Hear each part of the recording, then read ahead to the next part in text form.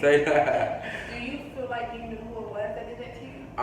No, but they did say, oh, you act like you can't take our calls or you too good, because I will tell you this now. Just because you see my number on the internet site, well, previous me, if you saw that on the internet site stuff, just because you see it, that don't mean it's tangible for you to get, you know? Right. And then there's a certain rate. But me, when people call and they be like, oh, only got this, only got this. Hey, how you doing? All right, how you doing? Just doing a little podcast. You want to say hi to the people? Come on, say hi. Hi, how are you? Shout out to Carmela Bella. You know, you gotta go a little white to play a little white. So, you know, no offense to the white people watching it. But, you know, we know how to talk white. Right. But look, so basically I was raped by 3 guys and the security guy wasn't there. So after I got myself together and my bearings, I felt like it was a setup. But I never shit where I eat it at. Or I never pooped where I eat it. I had my own private office space where I would bring my clients or whatever and meet them there. And then my condo was like in a separate town. So for me, somebody found out where I lived at and, you know, raped me. They raped me and recorded it and beat me and stuff like that. And It seemed like they liked you to me. They liked you that much for you that you can't tell my calls. Yeah, it was very creepy and it made me realize, it made me contradict everything that I've done or did before that day or before that moment.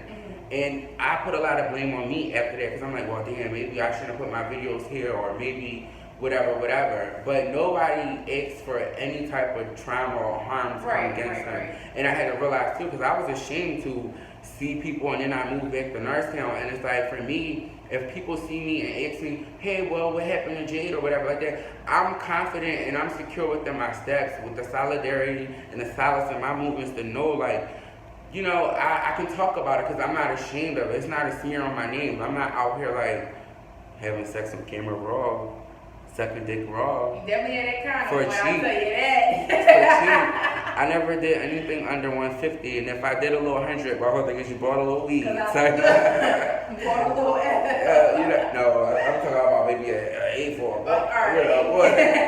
A little L. I ain't the type that you can smoke up. Yeah, I'm not the type you can smoke up or nothing. It's giving financial contributions only, financial encounters only. But I'm gonna tell you this now. For me doing it, that made me accessible to predators and me being isolated.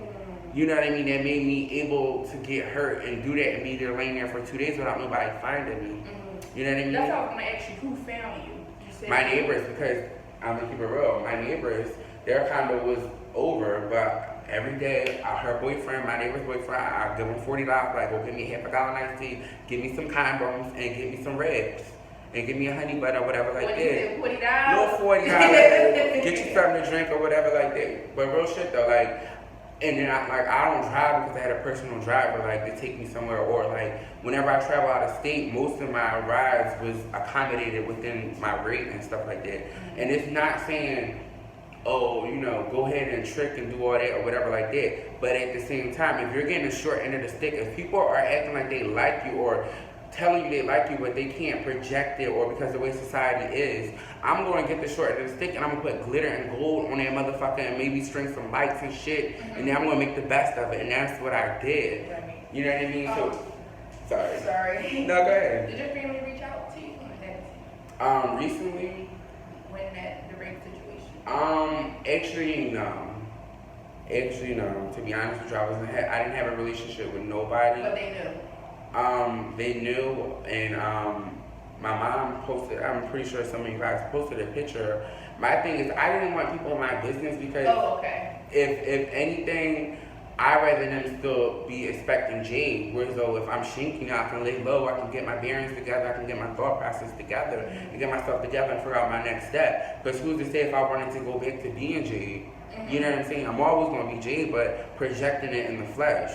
Yeah, that's all the acting. You going to go back to the hair, the clothes? I mean, I feel like they took a piece of me that I could never get back. Okay. So for me, it's like, no, I think I'm done. I feel like I had good fun, and my 20s is the epitome of a story from my 30s. And, you know, I got my little credentials now. I'm working at this little job and stuff like that. So for me, You know, I still get a little style, but I got a little Tuesday appointment. I ain't throwing away my big wealth now. My big wealth, they take me as I am. So they're still accepting this form too because I'm still who I am.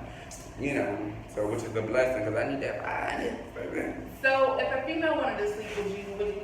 But you know what? And that's funny. The first person I had sex with this year was a client, of course. Was a female though, because normally I get a husband and a wife.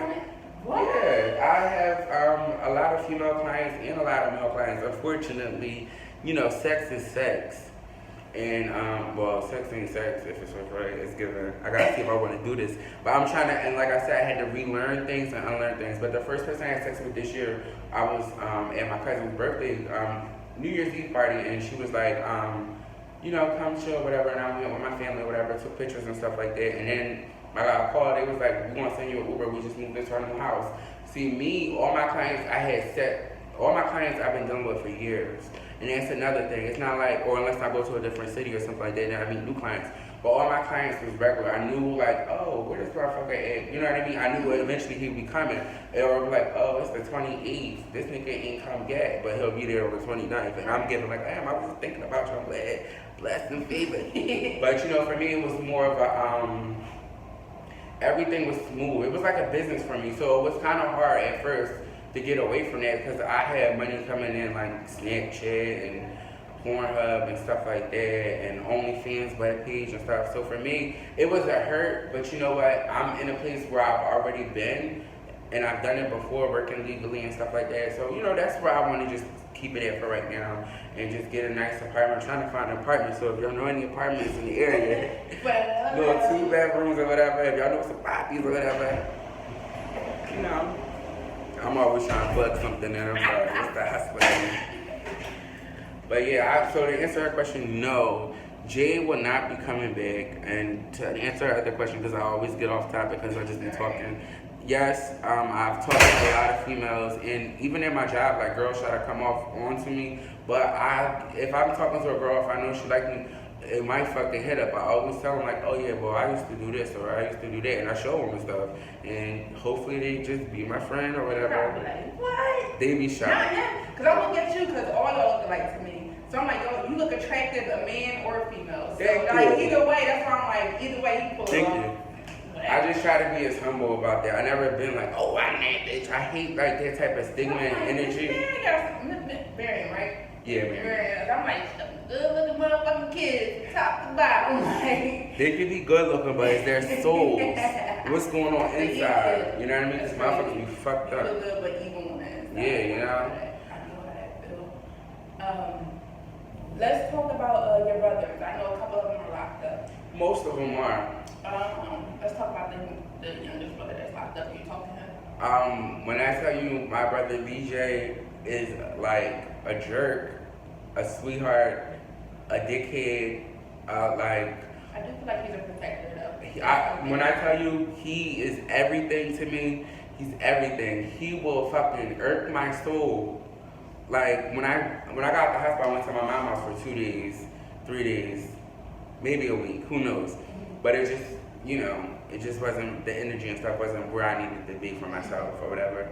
So, but when I was there, when I tell you my brother, of course he just was like, you know, so shocked. Because my brother used to hit me up on my page, on Jade page from his friend pages, like, yo, what's up? Like playing being a jerk or whatever, like, just being a jerk. Like playing with me. Like BJ plays so much. I love him to death. Like BJ, he's just a jerk. Like in a good way. BJ, like, he's a protector. He really is, and he's a good guy. He's just I don't want to take away from nothing from anybody that might have played an inspiration in the path that he's in.